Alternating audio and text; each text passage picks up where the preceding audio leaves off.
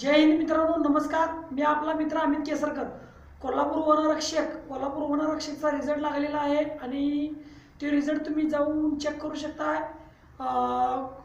वनरक्षकच्या email ह्याच्यावर वेबसाईटवर. त्याचबरोबर आता वनरक्षकचं जे पुढचं टार्गेट असणार आहे मित्रांनो, म्हणजेच काय 25 किलोमीटर आणि आपलं 16 किलोमीटर महिलांसाठी. आणि सगळ्यात महत्त्वाची गोष्ट अशी आहे मित्रांनो की महाराष्ट्रामधून सगळ्यात जास्त मेरिट जे होतं ते कोल्हापूरचंच मेरिट जास्त लागलेलं आहे.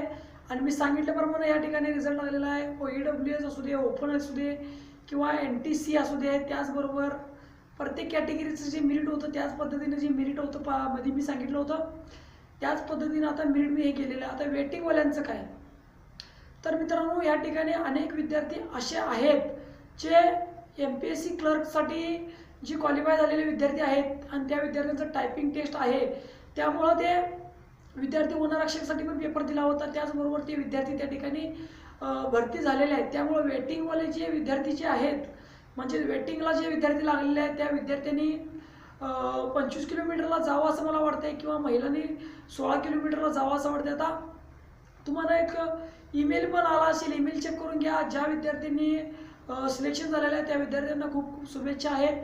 आता सगळे अचानक मी ही माहिती तुम्हाला देत आहे.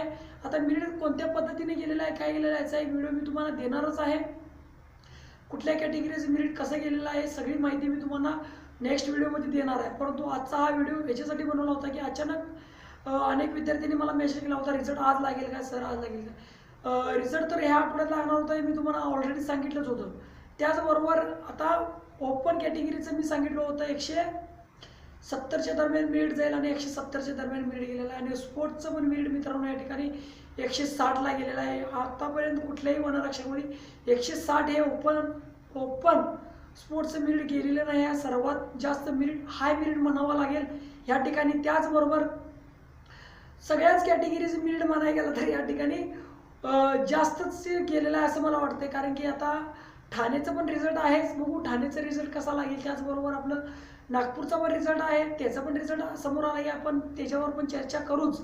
परंतु आता अनेक विद्यार्थ्यांचं, आता 2 विद्यार्थ्यांचं पाठीमागं फायनल म्हणजे स्टार्टिंग होता परंतु फिनिशिंग पॉईंटला त्यांचं टायमिंग आलं नव्हतं. ते सगळं चेक करून त्यामुळं रिझल्ट पेंडिंग पडला असं मला वाटत होतं. कारण की 2 फिमेल होत्या, ज्या महिला उमेदवार होते त्यांचं फिनिशिंगचं टायमिंग आलं नव्हतं, त्यामुळंच त्यांचं रिझल्ट पेंडिंग होता. आता रिझल्ट लागलेला आहे.